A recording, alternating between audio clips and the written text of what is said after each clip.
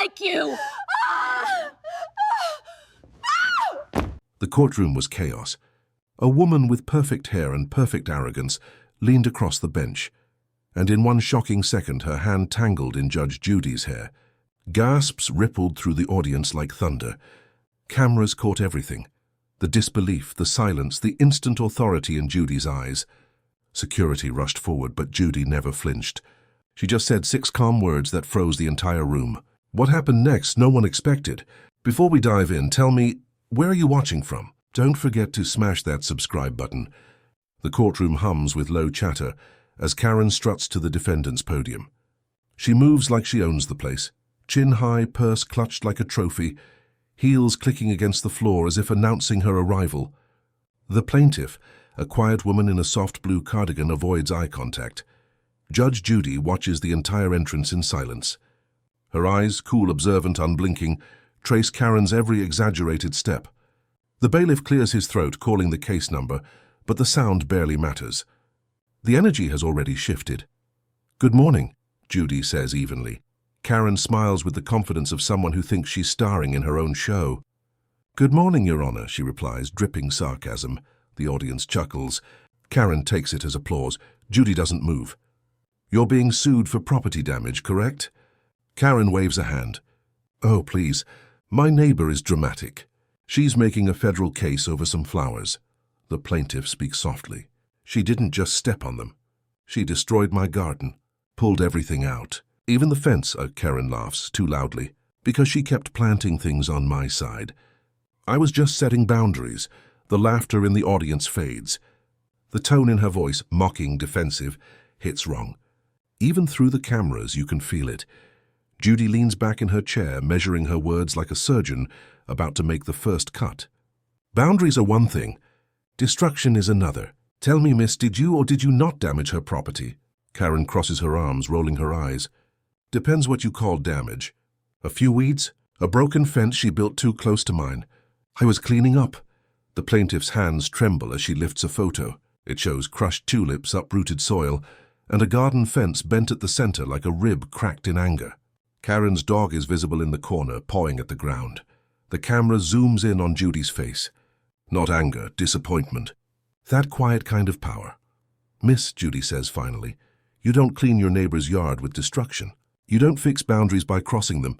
Karen smirks again, tilting her head. Maybe she should have stayed on her side. A ripple of tension moves through the audience. The plaintiff exhales, eyes glistening. Judy's voice stays calm. "You've got quite a way of explaining bad behavior." Karen shrugs. "I'm just honest." Judy leans forward, the light catching her eyes. Honesty and arrogance often wear the same perfume. One fades slower. The silence that follows is heavy, like the air itself doesn't want to move.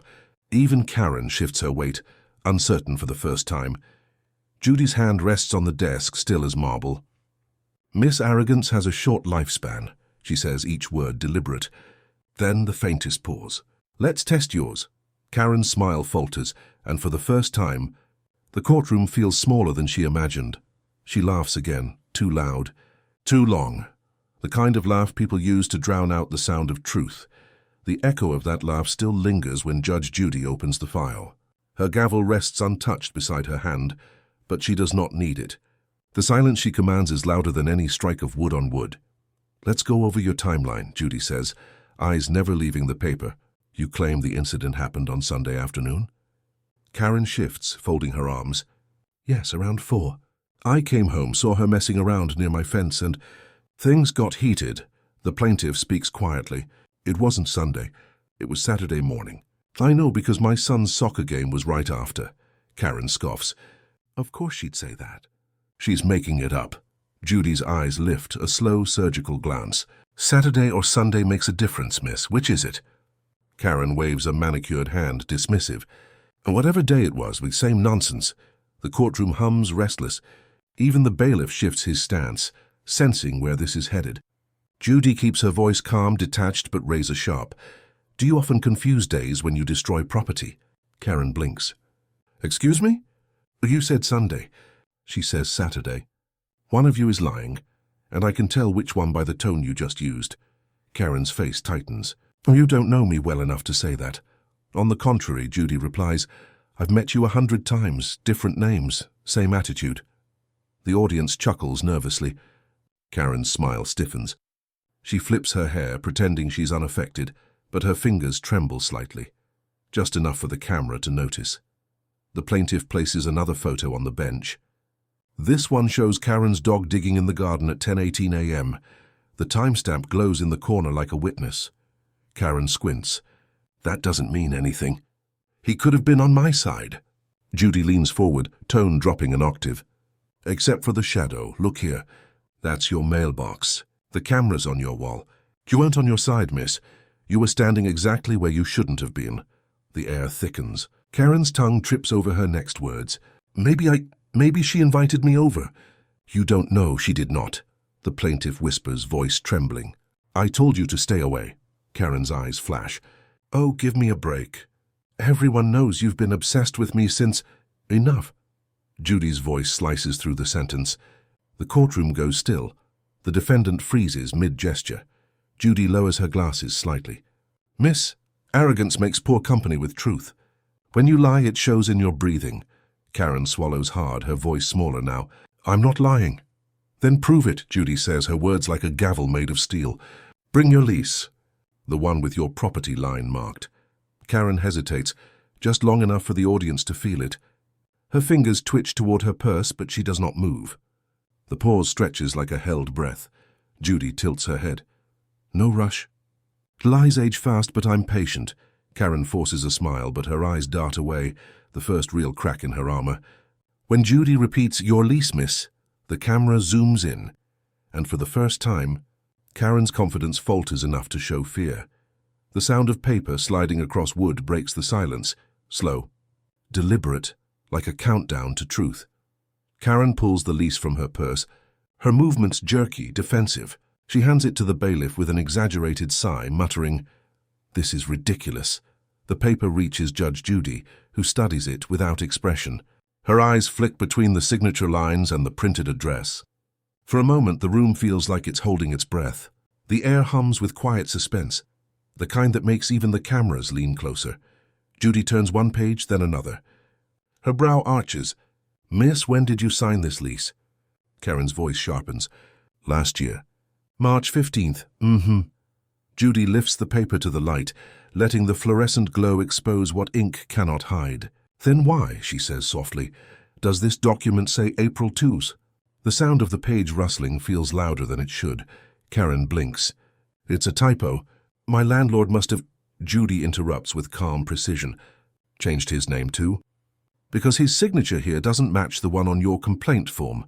The plaintiff covers her mouth, stifling a gasp. A ripple moves through the audience. That collective murmur of disbelief, like wind passing through leaves. Karen forces a laugh. Oh, please, are we really doing handwriting analysis now? Judy looks up slowly. No, we're doing honesty analysis. The laughter in Karen's throat dies before it escapes. Miss, Judy continues, this lease was altered. The ink's fresher than your attitude. Karen's hands tighten around the edge of the podium. Her voice wavers. I printed a copy at work. The original got ruined. Coffee spill. The plaintiff whispers, she's lying. Karen spins toward her, snapping, stay out of this. The bailiff takes one measured step forward, not touching her, just close enough to remind everyone of the line she's flirting with. Judy remains motionless, eyes locked on the defendant. You said the same thing when I asked about the garden, that it was just a mistake. How many mistakes before it becomes who you are? Karen exhales through her nose, pacing in her spot like a caged cat.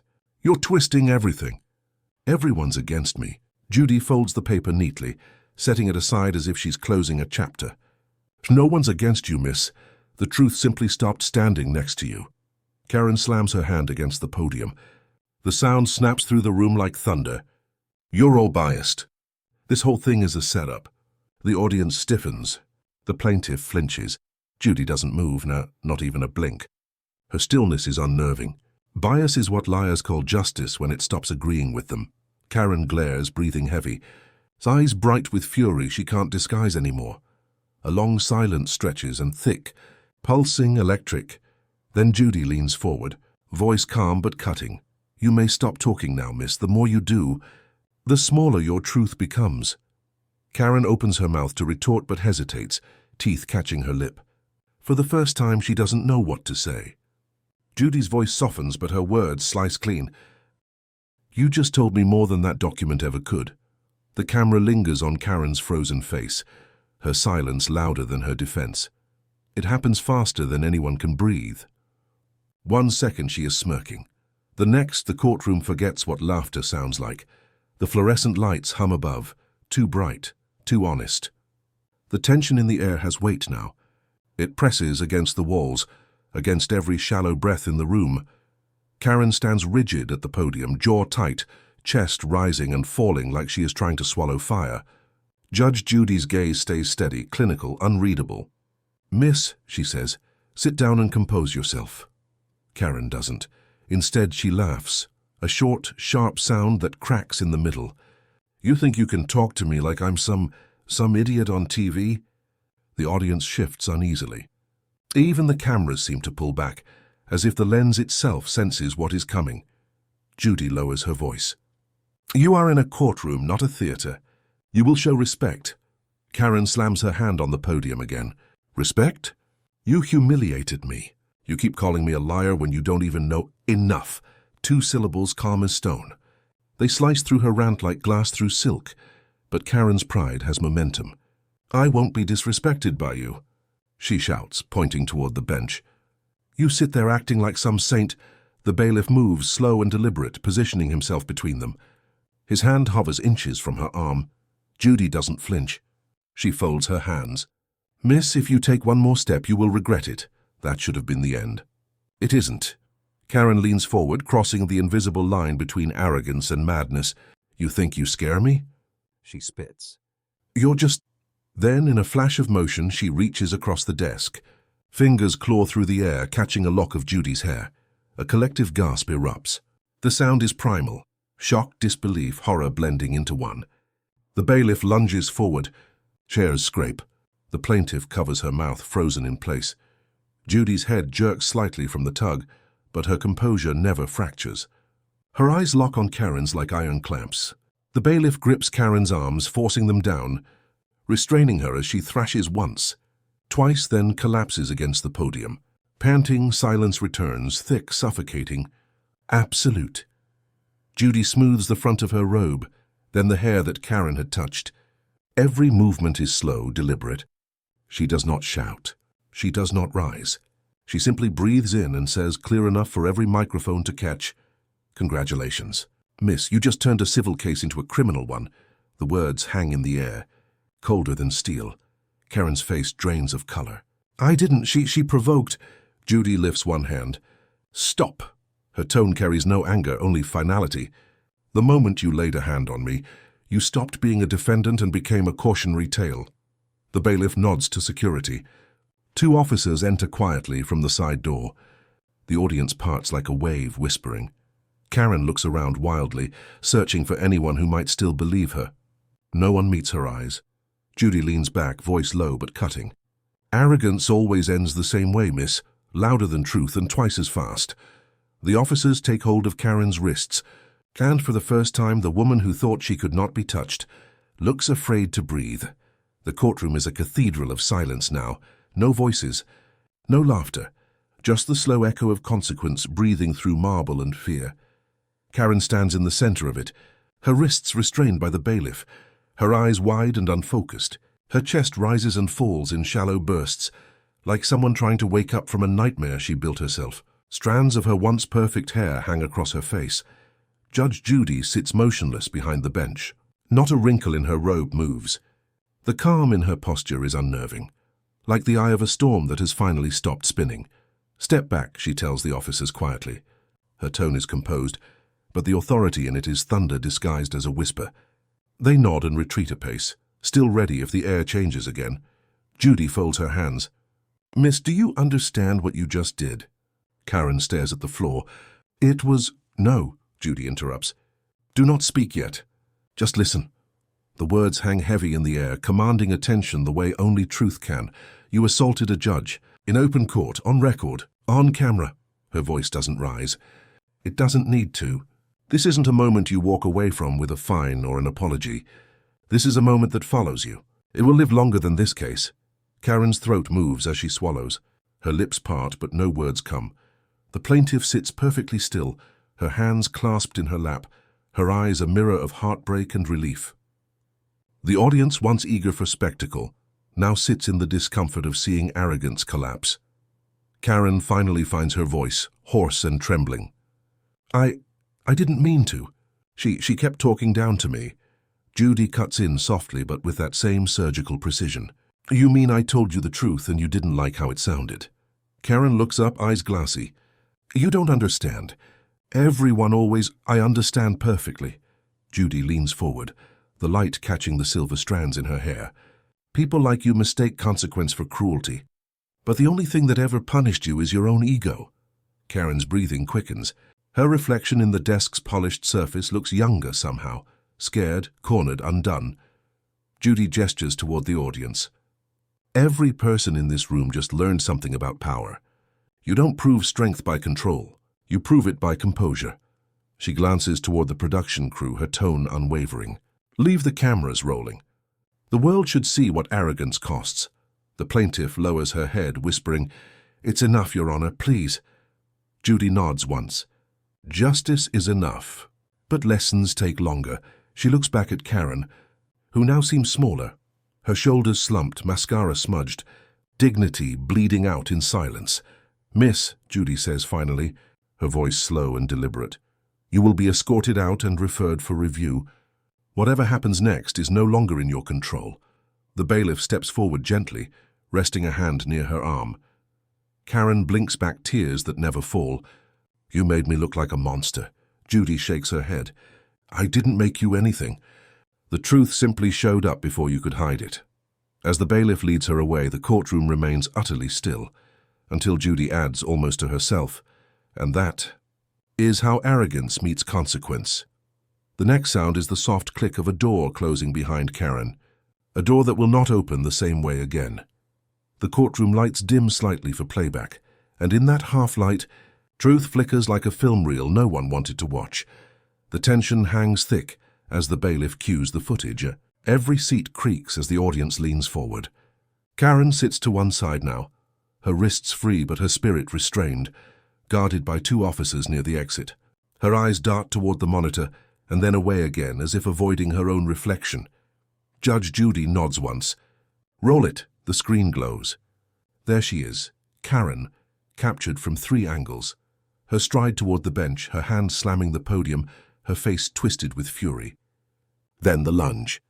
The frame freezes mid-motion, her fingers inches from Judy's hair, the look in her eyes raw and unfiltered. A soundless beat passes before anyone exhales. The audience gasps, some covering their mouths. The plaintiff closes her eyes. The cameras record everything, the shame, the disbelief, the heavy silence that always follows violence.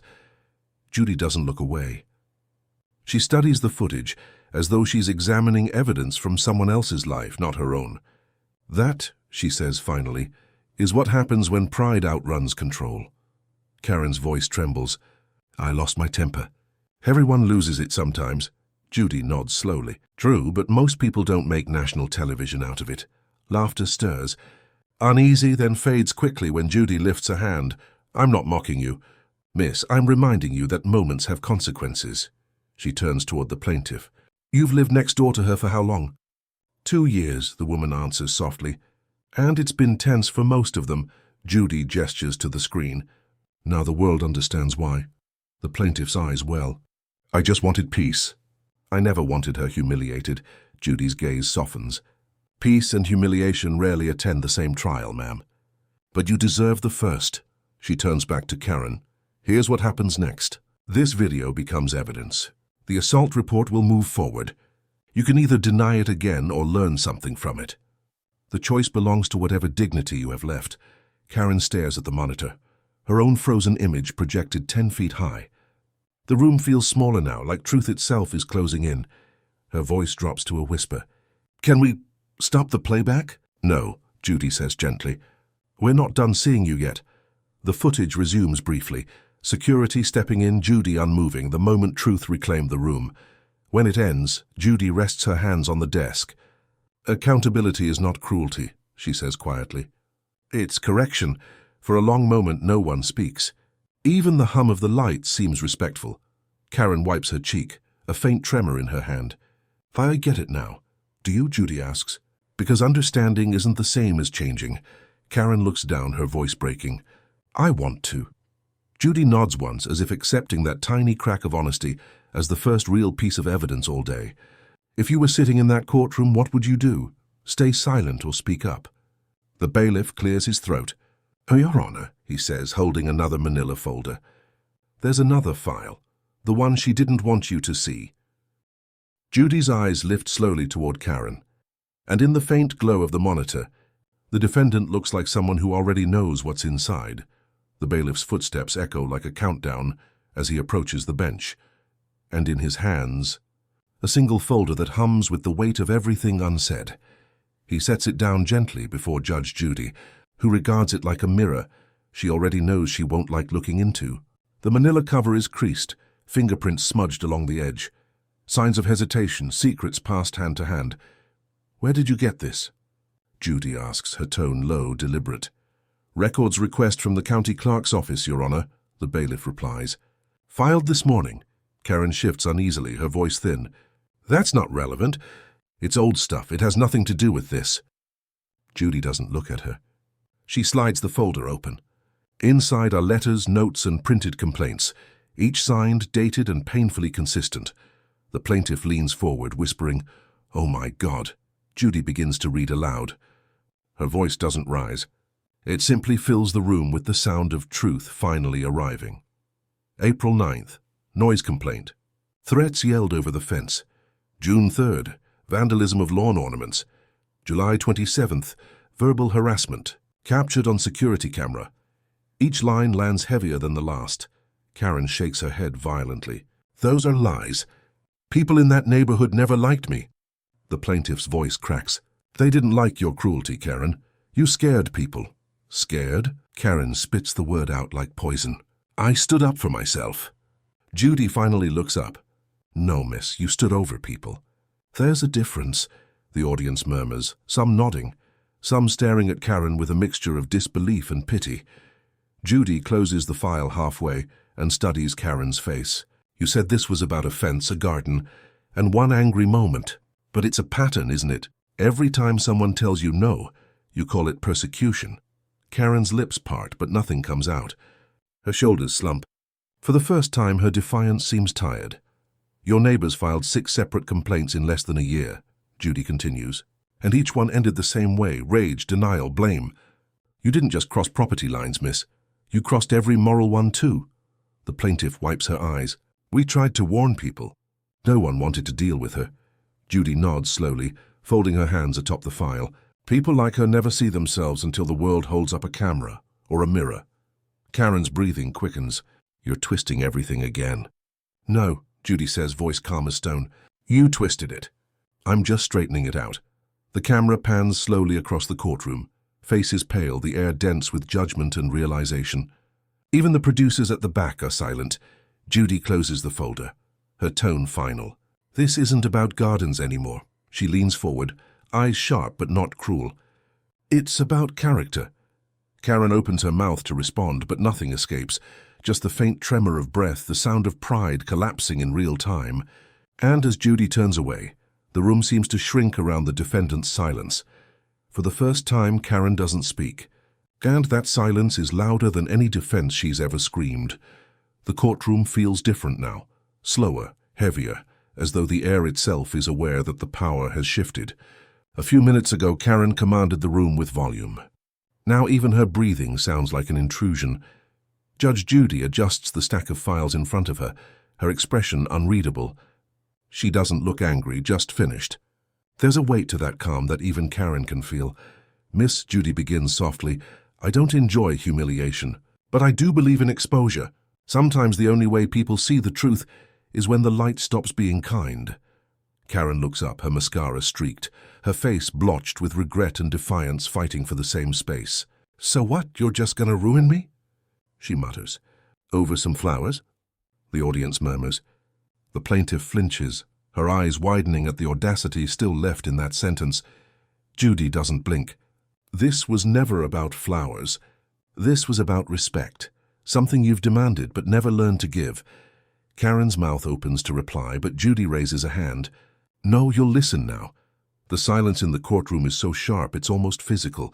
Even the camera crew freezes mid-motion. You assaulted a judge, Judy says slowly. Each word deliberate, heavy, irreversible. You falsified documents. You harassed your neighbors. And you think it's all petty because your ego is allergic to accountability. Karen's jaw tightens, her gaze flickering from Judy to the floor. Her voice breaks. You don't get it. I was just angry. I didn't mean— No, Judy interrupts, her tone still low but cutting. You meant every second of it. That's the problem. You believed you were untouchable. She glances at the bailiff. This case no longer belongs in this courtroom. It's being referred to the district attorney's office for criminal review. Gasps ripple through the audience like aftershocks. Even the plaintiff covers her mouth. The camera pans to Karen, who looks as though she's just been hollowed out from the inside. What? She whispers. You can't do that, it's just TV. Judy's gaze hardens. Justice doesn't care where it's televised. It only cares who's watching. Karen stares, her voice barely audible now. You're ruining my life. No, miss, Judy says, finally rising from her seat, her robe catching the light like black silk armor. You did that the moment you confused defiance for strength. The bailiff moves closer. Metal glints softly as handcuffs appear, gleaming under the fluorescence. Karen's face drains of color. As the bailiff fastens them, she whispers, more to herself than to anyone else, it wasn't about the garden. It was about her. Judy freezes mid-motion, one hand resting on the bench. The entire room stills, her eyes narrow slightly. Who is her, miss? Karen lifts her gaze slowly, eyes glistening, haunted. You'll find out soon enough, the audience murmurs, confused and curious, but Judy doesn't respond right away. Her silence feels like a blade sharpening in real time. Karen's words aren't denial, they're a breadcrumb. Something deeper ties her rage to the plaintiff. Something personal, festering and about to surface. Judy leans forward, voice almost a whisper. Who is she, Karen? Karen's lips tremble, but no sound comes. Only a tear tracing the path arrogance left behind. The gavel doesn't strike. The camera fades on that unanswered question. The courtroom holds its breath. Karen's tear hangs suspended in the light. A single, fragile truth trying to escape the armor of arrogance. Judge Judy doesn't speak right away. She lets the silence stretch, lets it do the work words cannot. The cameras focus on Karen, her face trembling, her eyes darting like a cornered animal searching for escape that doesn't exist. Who? Judy repeats softly. Is she? Karen swallows, her voice barely above a whisper. Her name is Rachel. The plaintiff looks up sharply. The sound of her name ripples through the courtroom like a ghost walking through living air. Rachel, Judy says, turning her gaze toward the plaintiff. That's you, isn't it? The plaintiff nods slowly, her eyes fixed on Karen, confusion and hurt tangled in the same expression. What are you talking about? Karen exhales shakily. Her voice wavers. You know exactly what I'm talking about. Don't play innocent. The tension in the room deepens. Even the bailiff, usually still as stone, shifts his weight. Judy raises a hand, calm but commanding. Miss, I suggest you start explaining clearly and carefully. Every lie from here will cost you something real. Karen's jaw clenches. For a long moment she says nothing. Then the words spill out, uneven, trembling. She was my friend, Karen says finally. Before all this, before the garden, before the noise complaints, before she started pretending I didn't exist. Rachel's lips part. Karen, you were the one who stopped talking to me. Karen shakes her head violently, tears streaking her mascara. No, you replaced me. You made new friends, and suddenly I was too much, too loud, too embarrassing. So you just moved on. The courtroom is utterly still. It doesn't feel like a trial anymore. It feels like an exorcism. Judy leans forward slightly, her eyes narrowing with understanding. So this was never about property. It was about rejection. Karen looks away, her breathing shallow. You don't understand what it's like to give someone everything, your time, your loyalty, and then watch them throw you away like trash. Rachel's voice breaks. Karen, I never threw you away.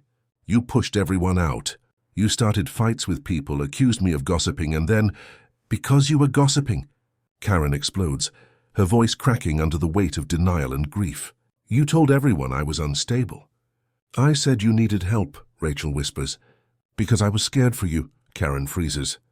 The anger in her face drains into something else, confusion, maybe realization. Judge Judy lets the silence settle, then speaks softly. So that's the truth behind your fury. You weren't defending your space, you were defending your pride. Karen's eyes glisten. She abandoned me. No, Judy says. You abandoned yourself long before she did. The air thickens with empathy and judgment in equal measure. Karen looks at Rachel, her defiance gone, replaced by the kind of sorrow that only comes when someone finally sees their reflection and hates what they find. Do you think remorse should ever erase guilt? Or does justice demand consequence no matter how broken someone becomes? Judy glances at the bailiff. Bring me that second file, she says quietly. She looks back at Karen.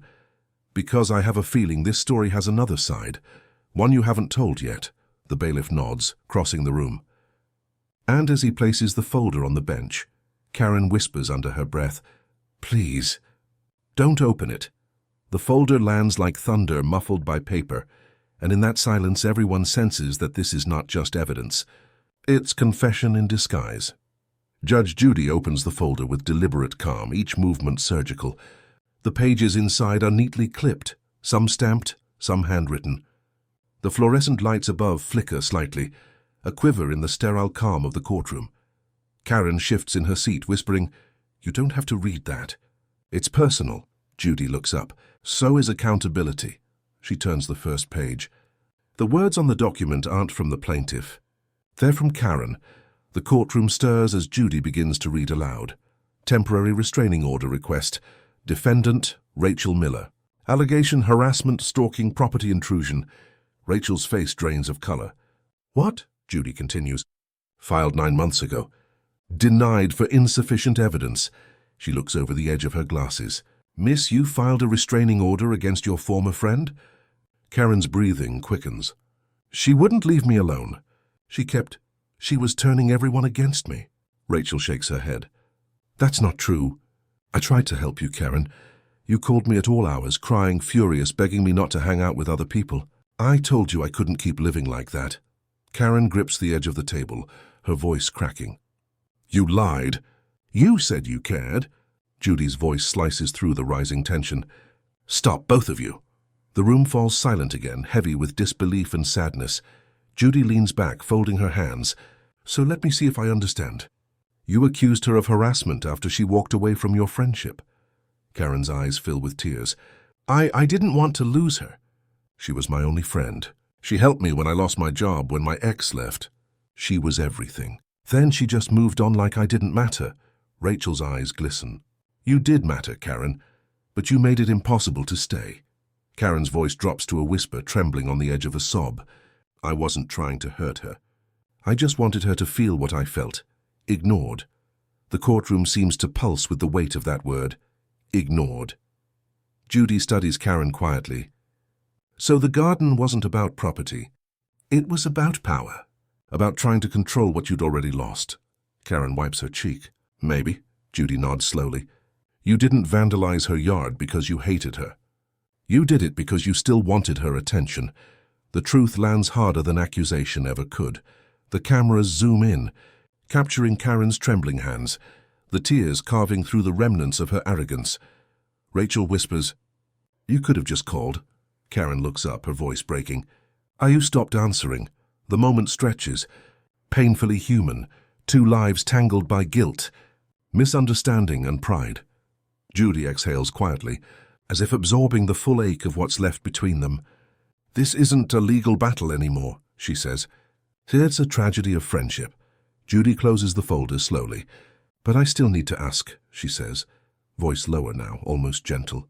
What did she take from you, Karen, that made you this cruel? Karen looks down, silent for a long moment, then whispers through tears, More than you think. For the first time since the trial began, Karen doesn't look angry. She looks haunted. Like a woman standing in the ashes of a fire she swears she didn't start. Judge Judy lets Karen's words settle, giving them the silence they deserve. "More than you think," she repeats softly, almost to herself. The camera pans closer. Karen's hands tremble, her gaze distant, as if watching a reel of her own undoing. "Explain that," Judy says gently but firmly. Karen inhales shakily. "She didn't just walk away, Your Honor. She took everything good I had left." Rachel frowns, tears already welling. "Karen, I didn't take anything from you." Karen shakes her head, clutching the edge of the podium. "You did. You took my chance at being seen. You took the people who still believed in me. You took him." Judy leans forward slightly. "Him?" Karen hesitates. Her voice turns smaller. "My brother." The audience shifts, confused. Judy waits. Karen continues, the words unraveling faster now, raw, unfiltered. "Rachel and my brother started dating right after he and I stopped talking. I told her everything about him, how protective I was, how much he meant to me. And she went to him." Rachel's face falls. "Karen, he reached out to me. You told him you never wanted to see him again. I tried to fix things between you two." Karen shakes her head violently, tears spilling freely now. "No, you didn't.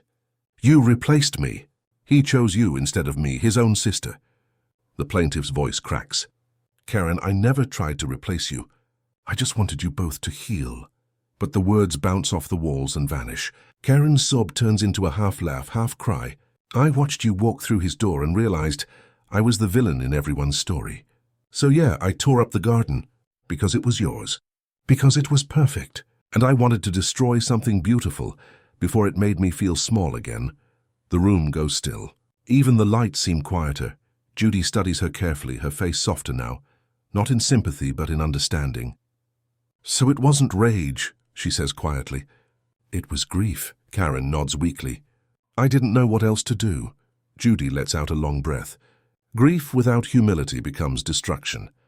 And you, miss, have been grieving your own reflection for years." Karen presses her palms to her eyes, whispering, "I didn't mean to hurt anyone." Judy nods slowly. "But you did. And now you have to face the weight of that." Rachel wipes her tears, whispering through the silence. "I still wish you'd told me the truth before it got this far." Karen looks at her, broken. "Would you have listened?"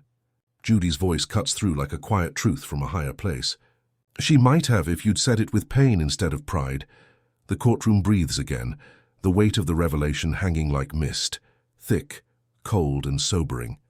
The truth isn't just about the vandalism, it's about loss. Karen's anger wasn't born from hatred. It was the language of grief, twisted by pride and loneliness. Karen lowers her head, whispering through cracked lips, "I didn't lose my friend or my brother, Judge. I lost me." The camera lingers on Judy's face as she exhales, her eyes heavy with both sadness and resolve. "Then let's talk," she says softly, "about how to find what's left."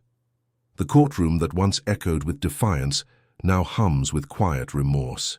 Arrogance has a way of collapsing, not in a scream but in the sound of someone finally telling the truth. Karen sits motionless at the defendant's podium. Her hands, once animated with indignation, now rest flat and still, palms trembling slightly. The shimmer of her rings catches the courtroom light, symbols of the control she once clung to, now meaningless against the weight of what's been exposed. Rachel sits across from her face soft but weary. There's no anger left, only a kind of distant compassion, the sort that hurts more than hatred ever could. Judge Judy adjusts her glasses, her tone low, measured. "Miss, you've spent the entire day trying to convince everyone you were the victim. But what I see is a woman who's been at war with herself for a very long time." Karen's lip quivers. "You don't know what it's like to lose everything." Judy's gaze sharpens. "You're wrong. Everyone in this room knows loss. The difference is, most of us don't punish the world for it." The courtroom remains still, every eye locked on the woman who hours earlier had stormed in with a smirk, and now sits deflated under the gravity of her own choices. Karen's voice cracks. "I never wanted to be like this. I used to be kind. I used to have people who trusted me." Rachel whispers, "You still can." Karen looks up, startled. "After everything I did?" Rachel nods weakly. "I don't know if I can forgive you yet, but I don't want to hate you anymore either." The quiet exchange settles like a sigh across the courtroom. The audience, those who came for spectacle, now sit frozen in a lesson they didn't expect to witness. Judy breaks the silence, her tone firm but compassionate. "Miss, your actions have consequences. You assaulted someone in open court, and that's something you'll answer for beyond this room.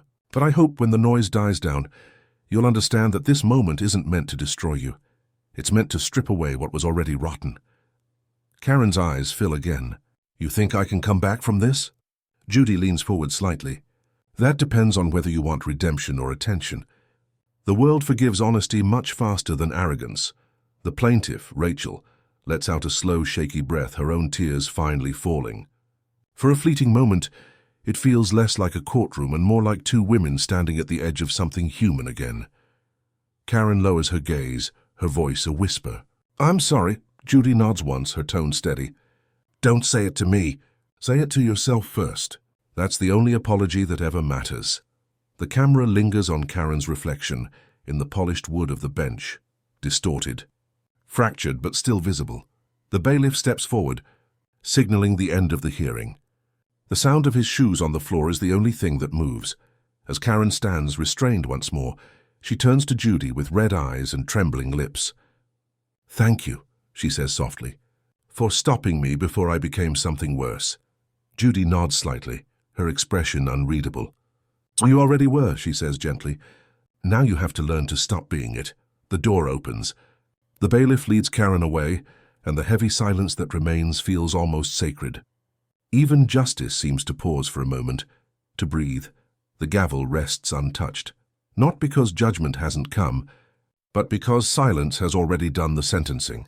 The courtroom feels emptied of air. What remains isn't noise, but something heavier. The kind of silence that comes after a storm, when even the walls seem to hold their breath. Karen is gone from the room now, escorted through the side door by the bailiff. But her presence lingers like smoke, the faint echo of arrogance turned fragile, the shadow of a person learning too late, the cost of pride.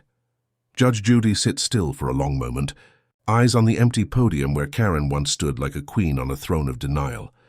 The plaintiff, Rachel, remains seated too, her hands clasped together in a prayer that isn't for victory, only for peace. Finally, Judy speaks, her tone soft but deliberate. "This courtroom isn't just about law. It's about the choices that shape who we become when the world stops clapping for us." Her voice cuts through the stillness, like calm water breaking over stone. "When we forget humility, we start mistaking volume for power," she continues. "We think if we yell loud enough, we'll be right.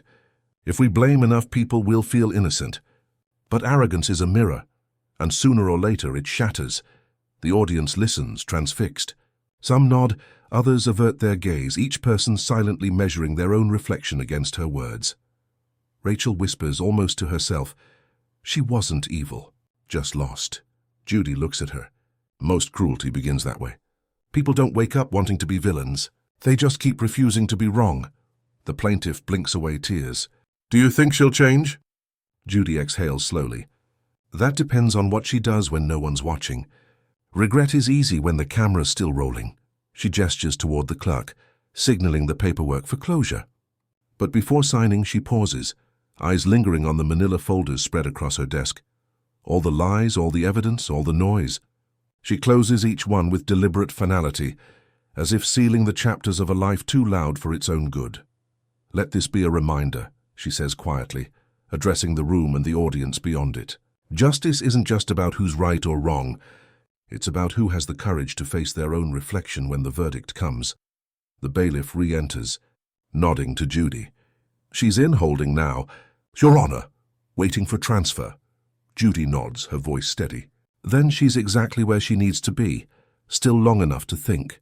Rachel stands, clutching her handbag, her voice trembling. "Thank you, Your Honor, for not just ending it, but explaining it." Judy gives a faint, almost invisible smile. That's what justice is supposed to do, not just stop the pain, but make sense of it. The plaintiff turns to leave, and as the door closes behind her, the faint echo of the latch feels like a heartbeat, final but not cruel. Judy looks at the now empty bench where the defendant once stood and whispers, almost to herself, "The world saw her worst. Let's see if it ever sees her change."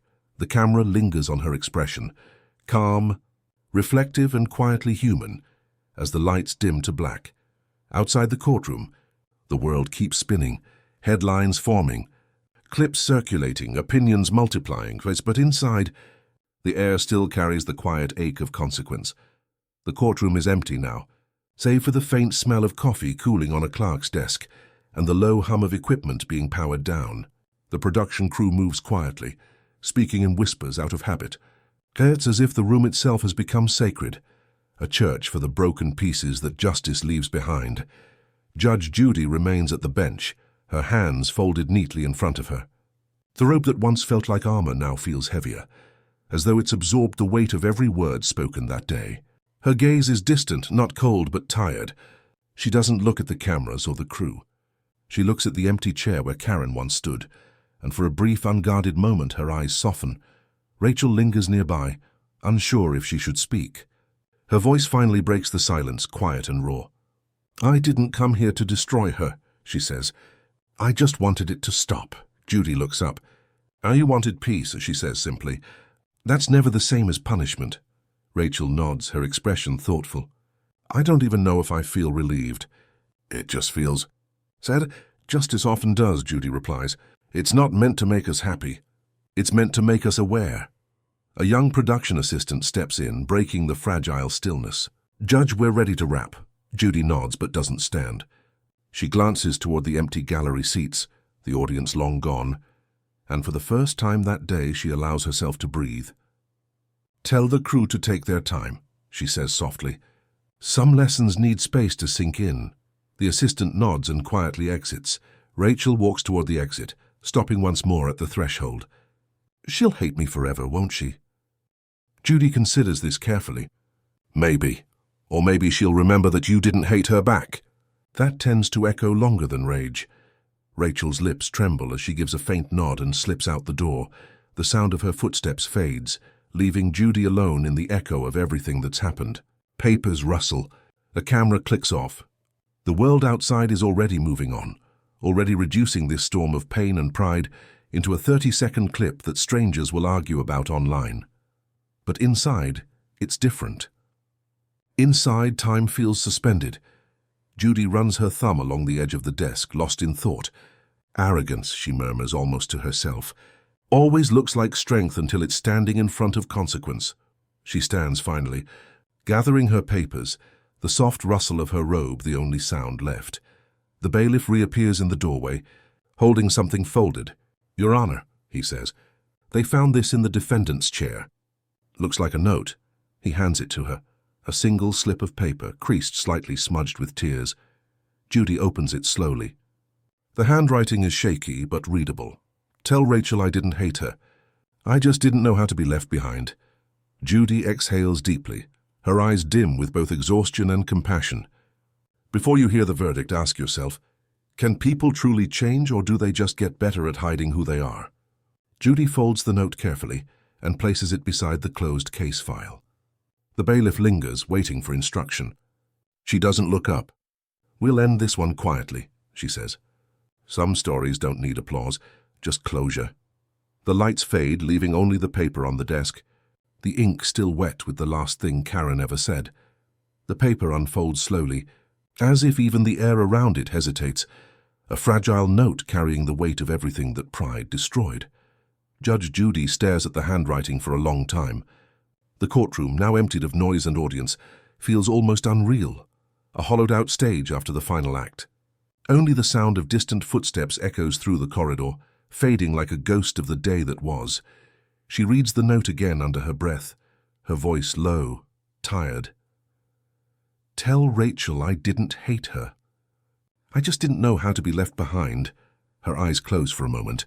It's not sympathy that crosses her face, it's something quieter, older. The kind of understanding that comes only from seeing too many people destroy themselves, chasing the illusion of being right. The bailiff stands near the door, waiting. "Shall I file that with the case, Your Honor?" Judy shakes her head. "No, some things belong to the living, not the record."